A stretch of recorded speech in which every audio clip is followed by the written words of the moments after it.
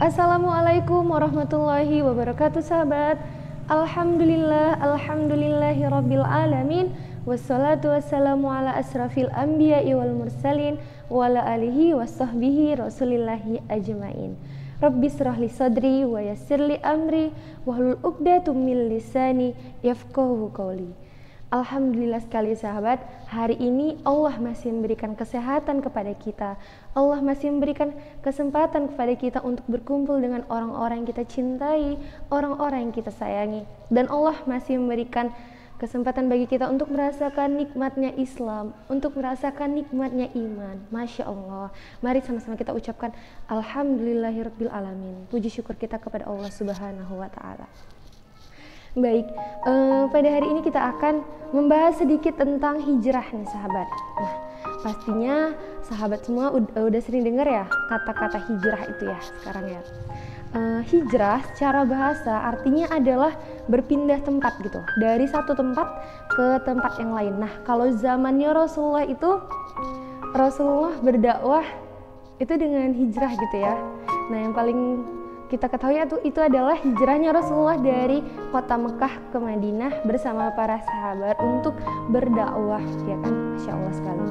Nah, tapi kalau hijrah yang paling tepat disandingkan dengan zaman sekarang ini adalah pengertian hijrah secara etimologi. Nah, jadi pengertian hijrah secara etimologi itu adalah meninggalkan, memutuskan, dan juga menjauhi gitu. Nah, jadi ketika kita berusaha untuk menjadi lebih baik dari diri kita yang sebelumnya itu, nah itu kita udah disebut hijrah ya sahabat ya. Jadi hijrah itu bukan berarti kita harus berusaha lebih baik dari diri orang lain gitu, enggak gitu. Bukan berlomba-lomba menjadi lebih baik dari orang lain, enggak. Tapi ketika kita berusaha untuk menjadi lebih baik dari diri kita yang sebelumnya gitu, ya maju walaupun selangkah gitu, meninggalkan keburukan yang mungkin dulunya pernah kita lakukan gitu ya sahabat. Nah, kemudian ada beberapa yang harus kita perhatikan gitu dalam proses awal-awal hijrah. Nah, apa itu? Yang pertama adalah niat gitu. Nah, jadi dalam hijrah, niatkan hijrah kita itu karena Allah, untuk mencari ridha Allah, bukan untuk yang lain gitu. Karena kan kita tahu bahwasanya innamal a'malu binniyat. Amalan seseorang itu tergantung pada niatnya gitu. Contoh misalnya nih ya, untuk yang ikhwan nih, hijrahnya kalian adalah untuk menikahi seorang wanita gitu. Oh ya, Allah bakalan kasih itu, Allah bakalan kasih wanita gitu. Tapi satu hal terbesar gitu yang diinginkan banyak orang itu nggak akan kita dapatkan. Apa itu? Ridhonya Allah gitu. Jadi mulai sekarang ayo sama-sama kita luruskan niat kita. Berhijrah karena Allah, lakukan apapun niatnya harus karena Allah. Walaupun perbuatan itu kecil, niatkan karena Allah gitu. Karena yang lain-lain itu bonus gitu. Ketika kita hijrahnya karena Allah, kita nggak akan mendapatkan kekecewaan di situ, nggak akan kita dapatkan kekecewaan gitu. Nah, yang kedua, jangan sampai kita hijrah itu agar terlihat baik di depan banyak orang gitu. Jangan sampai seperti itu, karena sebaik-baiknya manusia adalah dia yang terbaik di sisi Allah gitu ya. Kalau kita hijrahnya karena Allah, insya Allah kita akan mendapatkan kemuliaan di sisi Allah. Amin ya rabbal alamin. Nah, jadi yang kedua itu kenapa sih kita harus hijrah? Balik lagi ke tujuan manusia itu diciptakan.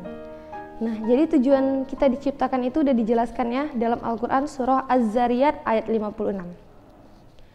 A'udzu billahi minasy syaithanir rajim. Wa ma khalaqatul jinna wal insa illa liya'budun. Aku tidak menciptakan jin dan manusia melainkan agar mereka beribadah kepadaku. Jadi Allah tuh menciptakan kita tuh semata-mata enggak buat seneng-seneng di dunia, enggak. Malah sebaliknya gitu. Dunia ini adalah tempat kita capek gitu. Dunia ini adalah tempat kita bekerja untuk mencari ridha Allah, untuk menolong agama Allah gitu. Tempat kita seneng-seneng itu nanti di akhirat gitu. Jadi Allah ciptakan kita tujuannya agar kita tuh beribadah kepada Allah gitu. Ya salah satunya apa gitu? Dengan menolong agama Allah, mungkin lewat jalan dakwah seperti itu ya. Kemudian dalam hijrah sendiri gitu kan, yang harus diperhatikan lagi nih yang ketiga, adalah lingkungan. Nah, jadi lingkungan itu kita tahu sendiri, lingkungan itu sangat mempengaruhi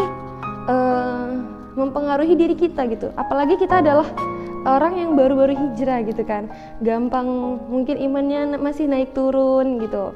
Jadi kalau bisa kita cari lingkungan yang mendukung kita gitu, yang mendukung. Karena kata Nabi, agama seseorang tergantung agama temannya. Ya, kalau kita berteman dengan seorang penjual parfum, maka kita akan terkena wanginya. Tapi kalau kita berteman dengan seorang pandai besi gitu, maka kita akan terkena apinya gitu ya kan. Contoh misal nih teman-teman, coba teman-teman datang ke masjid gitu, terus teman-teman duduk di situ. Orang-orang yang lain di sekitar teman-teman tuh pada sibuk baca Al-Quran, sholat sunnah, zikir gitu, sementara kalian main HP. Aku yakin kalian gak akan bisa main HP, pasti kalian paling gak ngikut sholat sunnah atau gak ngaji juga gitu. Nah, jadi itu memang sangat mendukung ya teman-teman, lingkungan sekitar. Jadi kalau bisa untuk di awal proses hijrah kita cari cycle pertemanan itu yang mendukung gitu. Bukan berarti saat kita hijrah kita menjauhi teman-teman kita yang lain yang mungkin dulu masih bersama dengan kita di saat kita buruk, enggak, bukan berarti kita menjauhi gitu. Tapi ini adalah langkah awal untuk kita belajar istiqomah gitu teman-teman. Karena merubah itu mudah gitu ya, yang susah itu adalah istiqomah gitu. Ketika kita berhijrah, merubah penampilannya itu mudah aja sih teman-teman, merubah penampilan ya kan. Mungkin yang dulunya, mungkin untuk yang akhwat ya kan, masih pakai celana gitu, masih hijabnya tuh masih suka dililit-lilit. Tapi setelah hijrah, udah belajar pakai gamis gitu kan. Nah, merubah penampilan tuh mudah sih teman-teman. Yang sulit itu adalah merubah kebiasaan-kebiasaan buruk kita yang mungkin sebelumnya pernah kita lakukan gitu. Nah, jadi harus benar-benar dicari cycle pertemanannya itu yang mendukung. Ketika kita sudah mantap nih, ayo kita ajak teman-teman kita yang dulu yang mungkin ada di masa kita di fase saat kita dulu buruk juga gitu. Kita ajak mereka, ayo sama-sama kita hijrah ya sini karena Allah gitu kan. Kemudian setelah kita melakukan ketiga hal tadi, yang pertama meluruskan niat, yang kedua menyadari bahwa tujuan manusia itu diciptakan apa gitu kan, untuk beribadah kepada Allah. Kemudian kita mencari cycle pertemanan yang mendukung gitu, dan yang terakhir setelah kita memenuhi ketiga tadi adalah kita membuat rancangan gitu, tujuan hidup kita. Jadi setelah hijrah gitu kan, kita arahkan kita sebenarnya mau kemana gitu. Apakah kita mau gini-gini aja terus dalam lingkup yang standar aja gitu, ngejar dunia aja gitu kan, nggak mau mikirin untuk kedepannya gitu, akhirat gitu kan. Kita harus buat itu. Misalnya contoh gini kan, oh ya aku mau dakwah nih gitu, ya udah lanjutkan berdakwah gitu kan. Karena ini satu ayat yang saya ingat nih ya kan, dalam Al-Quran surah Al-Ankabut ayat 69, walladzina jahadu fina lanahdiyannakum subulana wa innallaha lama'al muhsinin gitu. Orang-orang yang berjihad di jalan Allah, mencari ridha Allah, insya Allah Allah akan bantu mereka gitu.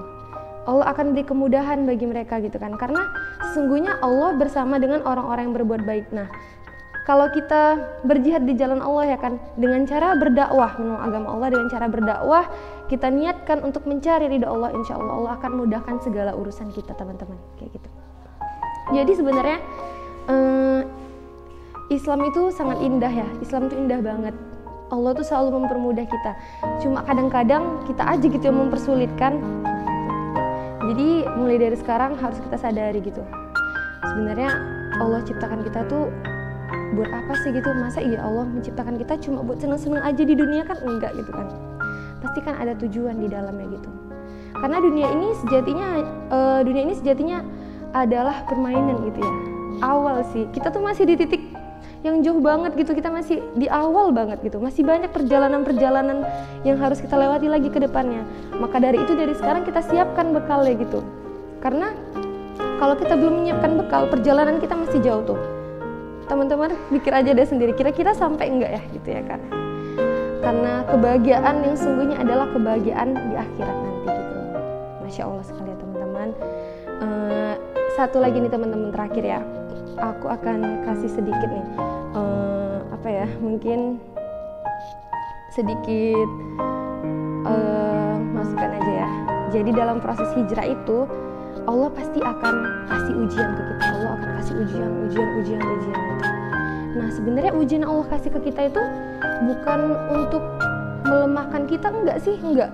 Allah tuh justru mau uji kita gitu. Kira-kira kita tuh masih tetap di level istiqomah atau malah kita malah nggak kuat gitu, kita malah lari gitu kan, malah kayak udahlah gini-gini aja, Allah selalu ngasih ujian padahal kan aku udah berusaha baik gitu, tapi kenapa sih Allah kasih kayak gini di hidup aku, kenapa gitu kan. Harusnya di situ kita harus berhusnuzon dulu sama Allah ya kan.